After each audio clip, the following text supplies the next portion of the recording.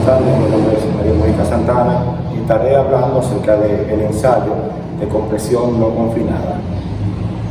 El mismo tiene como finalidad determinar la resistencia a la compresión que presenta de manera no confinada los suelos cohesivos en estado inalterado. Esta prueba se ejecuta cuando nosotros colocamos una muestra de forma cilíndrica, le aplicamos una carga de forma axial, graduada y con un control de deformación.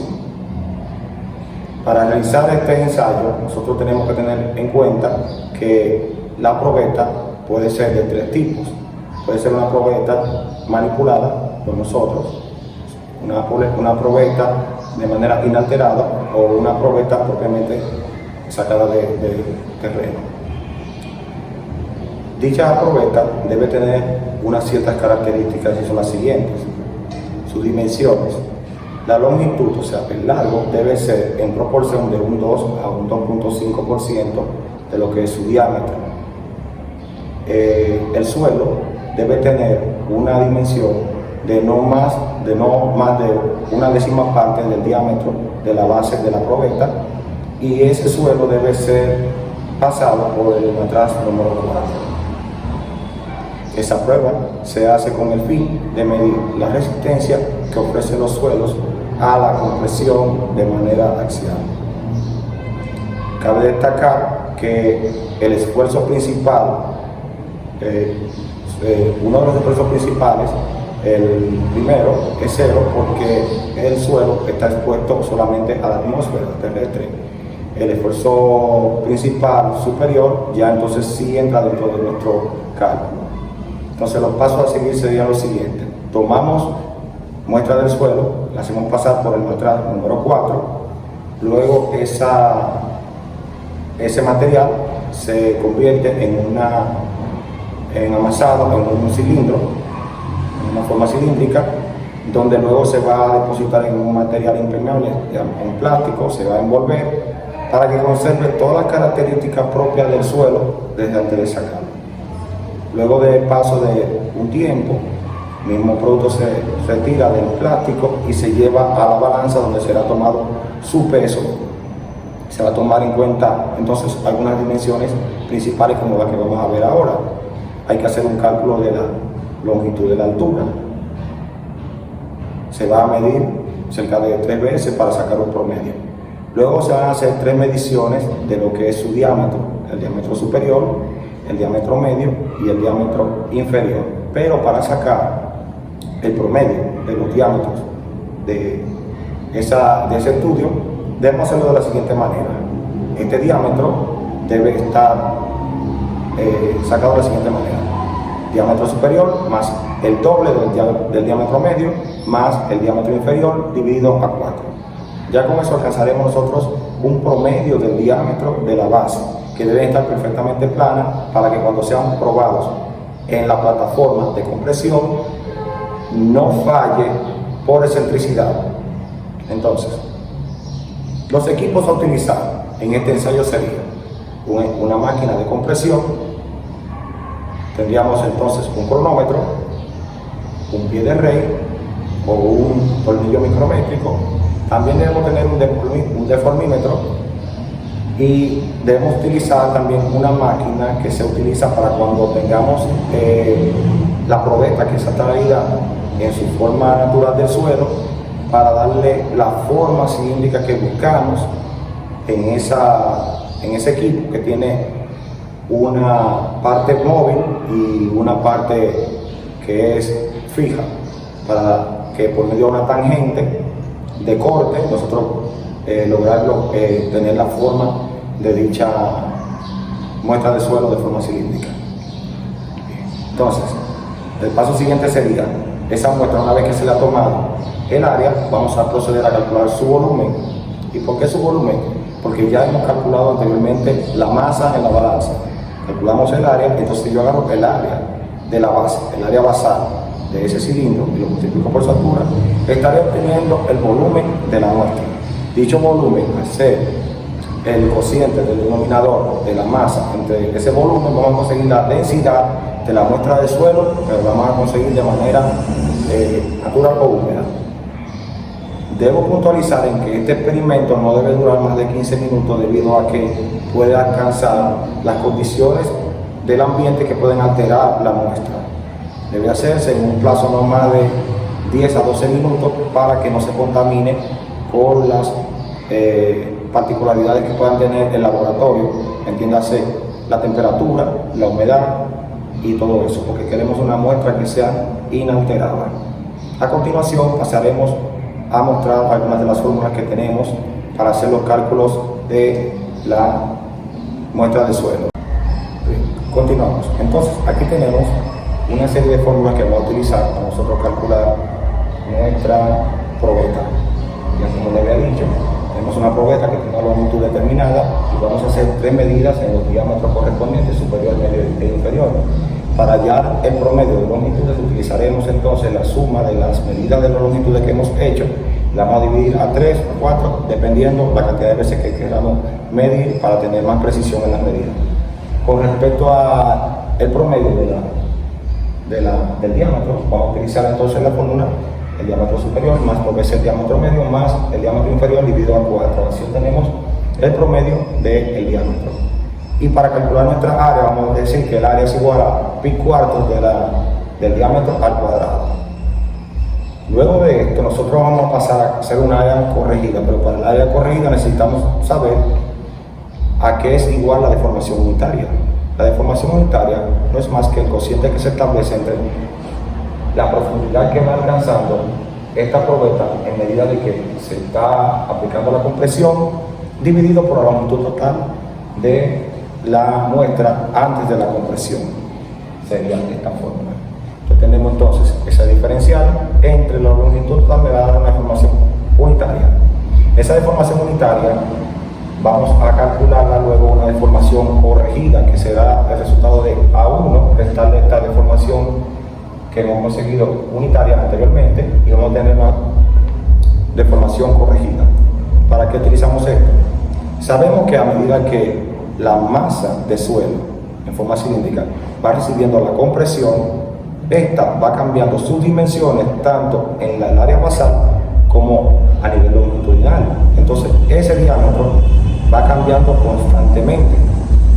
Entonces necesitamos hacer una corrección de ese diámetro de la siguiente forma. Decimos que el diámetro corregido será igual al diámetro de la muestra dividido la deformación corregida. Una vez obtenidos estos resultados del área corregida, procederemos a calcular el esfuerzo. ¿Qué es el esfuerzo? Es el cociente indicado entre la fuerza aplicada a la muestra de suelo dividida por su área, o puede ser el área corregida. Vamos acá. Luego de esto nosotros tomamos el máximo esfuerzo, al dividirlo a la mitad, o 0.5, el máximo esfuerzo, se le va a llamar resistencia al corte. Bien, para nosotros llevar a cabo este experimento tenemos que tener en cuenta dos cosas. El momento cuando termina nuestro ensayo y el momento en que debemos parar nuestro ensayo. ¿En qué momento debe terminar nuestro ensayo? Si la muestra de suelo tiene un comportamiento de tal manera que alcanza su máximo esfuerzo y empieza y cambia su compresión hasta lograr una curva. O si solamente hacemos, eso es por unidad de área, o si solamente medimos el área por unidad de carga, que en este caso, si se mantiene el área, si se mantiene la carga y la muestra de suelo no presenta agrietamiento, sino que se sigue compactando y compactando, debemos detener el experimento o el ensayo cuando alcancemos el 15% de la deformación de la muestra de suelo. Es importante tomar en cuenta de que la muestra de suelo tiene que tener una base que sea paralela a la base de la máquina de compresión para evitar que dicha muestra tenga excentricidades que nos den un ensayo, primero mal hecho y segundo mal calculado. ¿Por qué? Porque las bases, si no están plenamente paralelas con la base del aparato de compresión, puede generar una excentricidad y una carga que no es la correcta que debe llevar la muestra. Entonces, para nuestro experimento tenemos una barra como esta, que es una muestra de suelo que hemos idealizado con una plastilina. donde yo veo que la longitud debe ser aproximadamente 2 o 2.5% de su diámetro. Una vez que empieza la máquina de compresión a hacer su labor de comprimir la muestra de suelo, suceden dos casos muy particulares, y es que se mantenga de esta manera sin producir fractura. En este caso, entonces el suelo se comporta de una manera dúctil, o por el contrario, veremos que el suelo sufre una falla a un ángulo más o menos de 45 grados. Esto es lo que se busca en el ensayo. En caso de que estemos haciendo el cálculo y busquemos la máxima carga aplicada a esta muestra de suelo, se detendrá inmediatamente veamos esta muestra de que colapse la muestra de suelo. Pero en caso de que la muestra no falle, como en este caso anterior, y vemos que empieza a hacerse un agotamiento en la parte central y se van agrandando las dimensiones tanto del diámetro como de la longitud, entonces lo tenemos pasado 15% de la deformación del mismo. Este ensayo no debe durar más de 10 minutos, porque se va a calcular a una velocidad que va a ser de 0.5 al 2% de la longitud por minuto. Luego nosotros pasaremos a ver lo que va generando nuestra computadora a medida que pasa la compresión del suelo. Pueden pasar varios casos interesantes, como vemos en esta gráfica, deformación versus deformación de la muestra. Vemos que en la zona elástica nuestra muestra va generando este tipo de curva. La zona elástica que sigue hasta el límite de proporcionalidad. Hasta ahí la muestra puede tener un comportamiento como este, no presenta fractura, sigue aplanándose, las dimensiones siguen cambiando. Luego de eso pasa del límite elástico y pasa a la zona de fluencia entre la elasticidad y la plasticidad. De elasticidad porque la tendencia es a volver a su origen lejano, y la plasticidad porque ya se deforma definitivamente. Cuando llega a este límite elástico pasa a la zona de fluencia, donde empieza a comportarse de manera plástica. Hasta, en dos casos, obtener su esfuerzo máximo o esfuerzo último alcanzado, donde la figura o la muestra de suelo va a quebrar o a fallar de esta manera en este último por unidad de área. Pero si se mantiene la curva sin hacer este tipo de declive hacia abajo, se va a estar comportando de una manera dúctil, entonces debe detenerse la prueba al 15% de esa deformación. Si vemos, una vez que ha alcanzado el esfuerzo máximo, la muestra del suelo falla y empieza a decrecer sus valores, y es lo que llamamos esfuerzo de fractura, que es una tendencia a descender, mientras que gráficamente el esfuerzo real de ruptura sería de esta manera hacia aquí abajo. Entonces, hasta aquí hemos visto cuál es el comportamiento del tipo de suelo dependiendo de lo que haga una vez que se le aplica la carga axial sobre su eje longitudinal. Bien, una vez que hemos hecho este procedimiento el aplastamiento, la compresión de la muestra de suelo, se lleva nuevamente a la mesa, se parte la muestra de suelo, se extrae el material de su interior, del alma de suelo, se pesa, se toma el peso, la masa de esa muestra de suelo, y luego esa muestra de suelo es llevada a un horno para eliminar la humedad. Luego de eso se va a calcular nuevamente lo que es su densidad, pero ahora de la muestra seca. Bueno, su peso específico ahora de la muestra seca, pero el peso específico, porque si de eso otra cosa. Entonces, ya tenemos la muestra de suelo húmeda, sacamos su densidad, su peso específico húmedo. La densidad es masa sobre volumen, y su peso específico es el obtenido en la densidad multiplicado por la gravedad.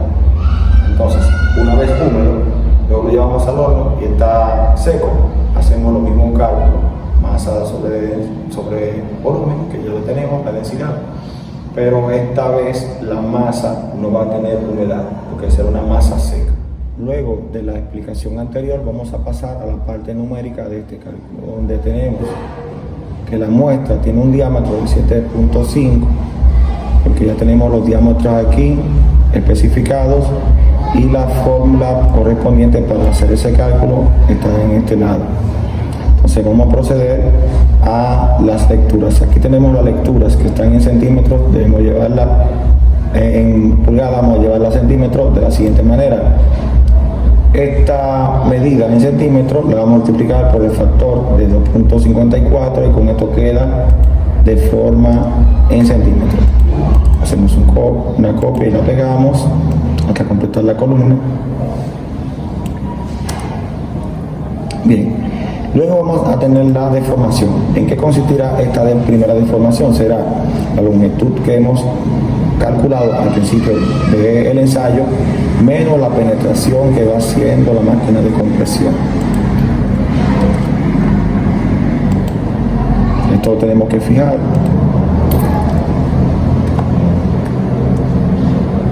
Porque será nuestro minuendo.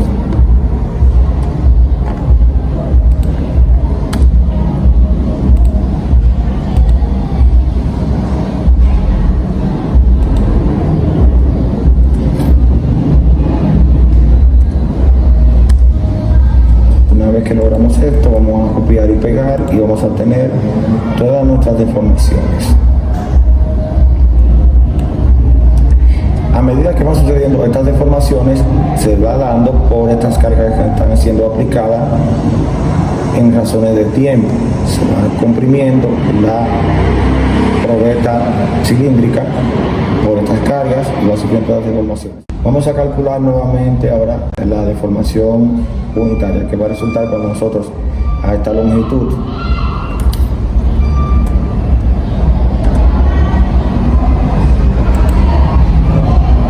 Nos fijamos.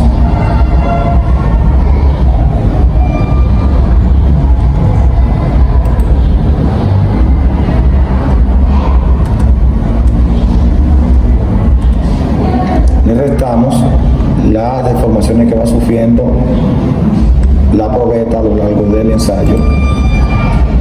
Todo esto lo vamos a dividir nuevamente por la longitud de la probeta. También lo fijamos. Este será un valor recurrente en nuestra forma. Bien, vemos que la primera vez no tiene deformación aparente, pero ya luego hacemos lo siguiente. Copiamos y pegamos. Aquí tenemos deformaciones unitarias. Vamos a ver en qué consiste ahora nuestro factor de corrección. Nuestro factor de corrección será tomar esta deformación unitaria y vamos a restarle a la unidad, le vamos a quitar estas deformaciones unitarias obtenidas.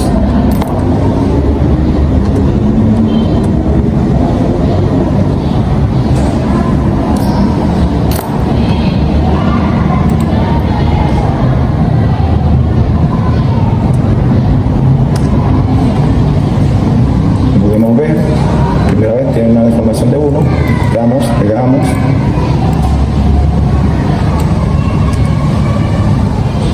Aquí tenemos los factores de corrección. En la medida que la muestra va sufriendo el aplastamiento por la máquina de compresión, el factor de corrección va corrigiendo la nueva medida de nuestra muestra de suelo. Vamos ahora a calcular nuestra área corregida. La área corregida nuestra será, ya nosotros habíamos hecho el cálculo del área anteriormente, que es pi cuartos del diámetro del cuadrado.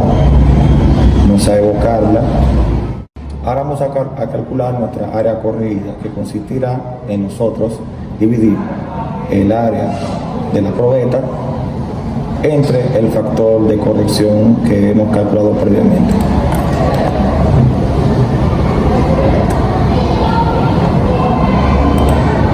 Vamos a fijarlo.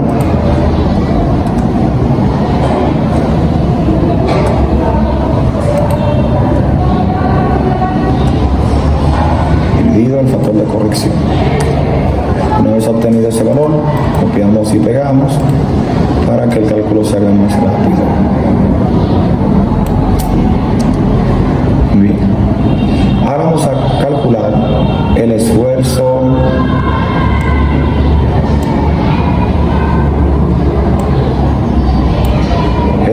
desviador en cada deformación de nuestra muestra. Sale un poquito para acá. Sí. El esfuerzo desviador que va a ser el cociente entre nuestra carga aplicada dividido por nuestra área corregida. Primera vez no hay esfuerzo, como podemos ver, pero ya luego vemos cómo el esfuerzo se va acrecentando a medida que va comprimiéndose la muestra con la máquina. Y por último, vamos a calcular nuestra resistencia al corte. Nuestra resistencia al corte no es más que agarrar nuestro esfuerzo desviador, nuestro esfuerzo principal último, y buscarle el 50% o un medio de este esfuerzo desviador.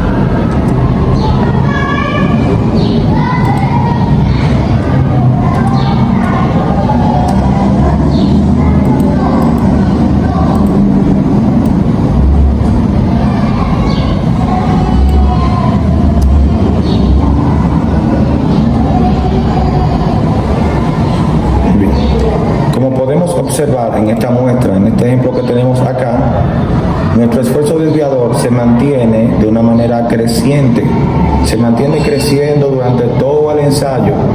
Entonces, al llegar al límite de proporcionalidad, al límite elástico y entrar a la zona de fluencia, él sigue deformándose y determinamos que esta prueba debe terminarse al 15% de la deformación del mismo, porque el cuerpo, la masa de suelo tiene un comportamiento dúctil y por eso nuestro experimento, nuestro ensayo no debe seguir. Como podemos ver, este resultado en nuestro esfuerzo desviador, vemos que el esfuerzo se hace creciente a todo lo largo, por lo tanto nuestro límite de proporcionalidad sigue, pasa por el límite elástico, entonces pasa por nuestro límite de esfuerzo de fluencia y él sigue deformándose, mas no presenta punto de falla. Por lo tanto, este ensayo debe ser detenido a los 15 minutos, a los 15% de su deformación. Se detiene este experimento. Ahora vamos a pasar a ver otra muestra de suelo de otro ensayo, a ver esta misma parte del esfuerzo desviador para que veamos cuándo podemos detectar que ha habido una falla en el suelo, hay un comportamiento frágil. Ahora vemos en el esfuerzo desviador, vemos cómo va incrementándose el esfuerzo al llegar a este esfuerzo último. Miren cómo pasa desde un valor máximo, empieza a descender, por lo tanto podemos deducir que esta muestra de suelo tiene un comportamiento frágil, porque a partir de ahí muestra un esfuerzo de fractura real o un esfuerzo de fractura a partir de aquí. Hasta aquí ha sido la presentación de este ensayo en nuestro Excel. Bien, entonces hasta aquí ha sido nuestra participación. Mi nombre es Mario Mónica Santana. Espero les haya gustado esta exposición acerca del ensayo de compresión no confinada, el suelo cohesivo en estado inalterado. El mismo me resultó para mí una muy buena experiencia de exposición, ya que nunca había hecho un video viendo una clase. Agradezco la oportunidad de participar en esto y espero que el mismo haya sido de mucho agrado para ustedes y que hayan podido obtener algunos de los conocimientos que he llevado o he tratado de llevar a ustedes a través de esta exposición. Si tienen alguna duda, algún comentario, no duden hacerla dejarme los comentarios, son de comentarios y en la menor medida trataremos de darle una respuesta más o menos satisfactoria. Gracias y bendiciones para todos.